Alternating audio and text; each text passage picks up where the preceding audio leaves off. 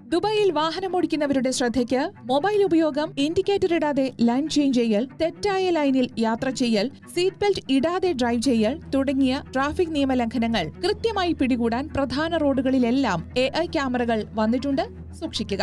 6 വ്യത്യസ്ത ഗുരുതര ട്രാഫിക് നിയമലംഘനങ്ങൾ പിടികൂടാൻ കഴിവുള്ളവയാണ് പുതിയ AI ക്യാമറകൾ. മൊബൈൽ ഉപയോഗം മാത്രമല്ല, ഭക്ഷണം കഴിക്കുന്നതുൾപ്പെടെയുള്ള ഡ്രൈവറുടെ കൈകളുടെ ചലനങ്ങൾ വരെ പിടിച്ചെടുക്കാൻ കഴിവുള്ളവയാണ് ഈ ക്യാമറകൾ. വാഹനങ്ങളുടെ ഗ്ലാസിലെ സ്റ്റിക്കറുകളുടെ കട്ടി കൂടിയാലും ക്യാമറ പിടികൂടും. AI ക്യാമറയ്ക്ക് പകർത്താനാവാത്ത വിധം കട്ടിയുള്ള കൂളിംഗ് ഫിലിമുകൾ ഒട്ടിച്ചാലും അത് ട്രാഫിക് നിയമലംഘനമായി തന്നെ രേഖപ്പെടുത്തും. സിഗ്നലുകളിലും പെഡസ്ട്രിയൻ ക്രോസിംഗുകളിലും കാൽനട യാത്രക്കാർക്ക് മുൻഗണന നൽകാത്തവരുടെ ചിത്രവും AI ക്യാമറ പകർത്തും.